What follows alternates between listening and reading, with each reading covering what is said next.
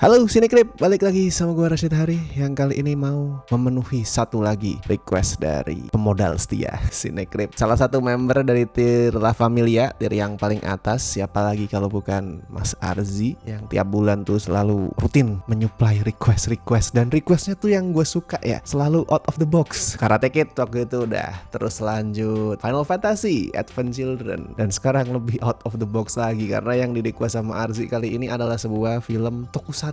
Gue nggak inget kapan Sinekrip terakhir kali review series atau film tokusatsu, gue lupa tuh. Yaitu ada yang berjudul Space Sheriff Gavan the Movie, atau yang lebih dikenal di Indonesia itu sebagai Gaban. Lu semua pasti udah pernah tahu dan gue yakin pernah memakai istilah segede gaban untuk ngambarin sesuatu yang gede banget. Dan FYI, mungkin buat yang belum tahu, istilah segede gaban itu asalnya dari patung gaban yang ada di Dufan. Tuh dulu ada tuh patung gaban gede banget, jadi karena saking gedenya terus kemudian dipakai tuh istilah wah segede gaban. Ya itu tapi ngebuktiin kalau gaban itu memang sangat legend, karena lo nggak akan nemuin istilah-istilah lain kayak misalkan sekeren Jiban, seganteng Syarifan, atau seimut Kabutaku gitu, nggak ada. Yang ada segede gaban. Mau kemudian ada jagoan-jagoan lain, metal hero yang lain yang muncul, tetap aja yang paling legend ya gaban. Ya salah satunya karena dia yang pertama nongol ya dulu ya, yang ngebuka series Metal Hero, tapi intinya tetap dia itu legend. BTW yang di request sama Arzi ini film lawas, film tahun 2012 yang waktu itu tuh konon dirilis dalam rangka memperingati 30 tahun ya series Gavan pertama kali. Gavan.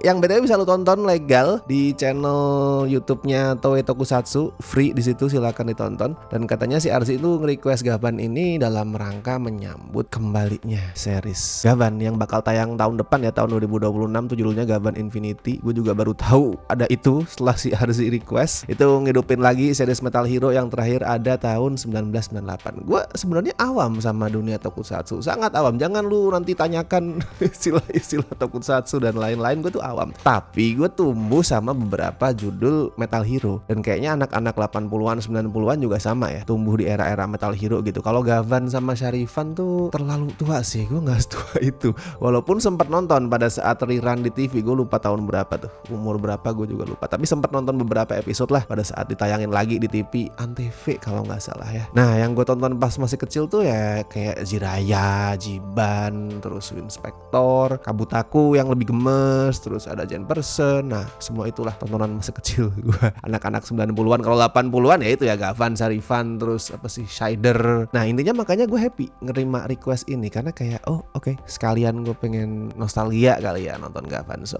menyenangkan sih pada saat nonton ya. Dan ini film ceritanya tuh semacam ngelanjutin versi seriesnya ya, sequel. Tapi lo gak harus nonton seriesnya sih untuk ngerti, karena ini kayak sequel yang terjadi 30 tahun kemudian lah. Jadi Gavannya sendiri pakai Gavan yang baru, bukan yang lama, yang namanya adalah Geki Jumonji. Yang gue pikir awalnya dia tuh pembalap. Soalnya opening scene filmnya tuh dia lagi balapan tuh. Gue pikir ini pembalap nih kayaknya, tapi ternyata dia astronot coy. Dia jadi astronot bareng sama sahabat kecil dia yang namanya Toya. Yang gue perhatiin itu mirip banget sama Apoy Wali. Gue sandingin nih fotonya nih, mirip guys. Dan kalau biasanya ya astronot itu kalau di film-film tampilannya kan rapi, rambutnya tuh ya kalau nggak botak, cepak, ya pendek, rapi. Nah di sini enggak, ini melawan arus. Astronotnya polem, poninya tuh panjang banget lah, keren tapi keren. Gue baru kali ini ngeliat ada astronot tuh jalan ke pesawat luar angkasa dengan santai, dengan poninya yang stylish banget ya. Dan intinya mereka berdua itu mau ngelakuin misi untuk pergi ke Mars. Dan di tengah misi itu terjadi kecelakaan. Si Apoy hilang, si Geki lebih beruntung tuh, dia direkrut buat jadi Gavan yang baru. Yang misi utamanya adalah ngegagalin upaya Lord Brighton buat ngebangkitin Don Horror. Nah Don Horror gue tahu nih, Don Horror itu yang jadi villain utamanya Gavan di series. Misal lu belum nonton, mungkin lu pernah ngeliat tampilannya ya, monster yang badannya tuh semok, keker gitu, tapi kerjaannya cuman duduk-duduk doang. Nah itu tuh Don Horror, anjir namanya keren banget loh itu. Dan salah satu cara yang dipakai untuk ngebangkitin Don Horror sama si Lord Brighton ya adalah dengan cara nyuruh salah satu monster anak buahnya nyuri data di pusat penelitian di bumi dengan cara yang sangat-sangat mind blowing yang gua kaget pada saat nonton. Jadi si monster datang, terus dia itu tubuhnya itu bisa menyerap data lah intinya. Nah tapi yang dia sedot itu bukan dari CPU, bukan dari hard disk, atau kalau zaman dulu mungkin dari flash disk gitu ya, atau dari disket. Yang dia pegang, yang dia sedot tuh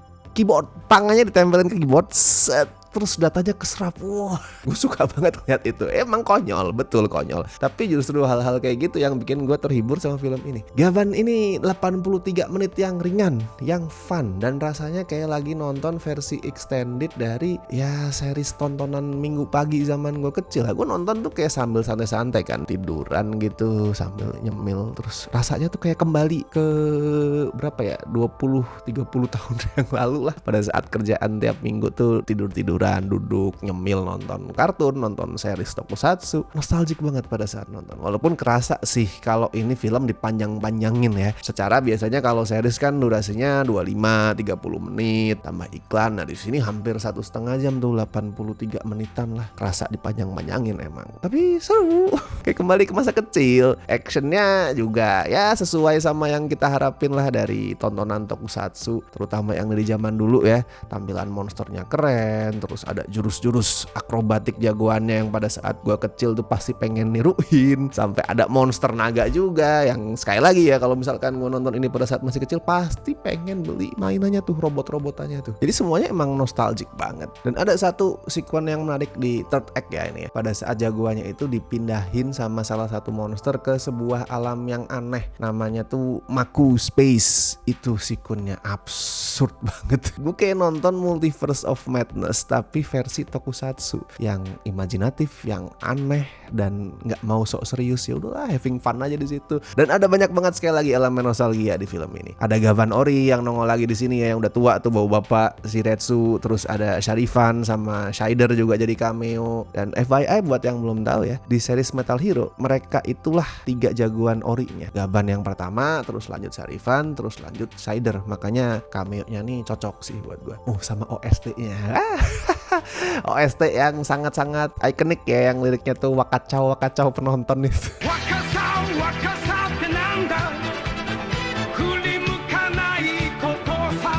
Langsung terlempar ke nostalgia masa lalu. Gue bisa ngebayangin sih pada saat nonton ini dulu fansnya di tahun 2012 pasti having a blast lah, happy banget, seneng banget. Karena gue juga sama, gue bukan seorang fans berat tokusatsu, Metal Hero atau Gavan, cuman gue lumayan familiar masa kecil gue sama mereka. Dan nonton ini fun. Dan kalau skor untuk apa tadi ya, judul lengkap ya gue lupa, panjang banget ini. Space Sheriff Gavan the Movie. Nah, gue kasih 7 dari 10 lah. Jangan lu harapin film yang ya let's say berbobot. Jangan lu harapin film dengan cerita yang kompleks. Ini semuanya predictable, semuanya ringan, kadang-kadang konyol. That's the art of tokusatsu kayaknya ya. Jadi silakan tonton free sekali lagi ya di YouTube channelnya Toei Tokusatsu, silakan. Dan thank you banget buat Arzi yang udah request. Silakan bulan-bulan depan request lagi seaneh mungkin. Berikan kami tontonan yang tidak terduga ya. Dan buat teman-teman yang pengen bisa request kayak Arzi juga, silakan join membership Cinecrip di tier yang paling tinggi, tier La Familia. Dan thank you banget buat teman-teman yang masih setia join membership dari semua tier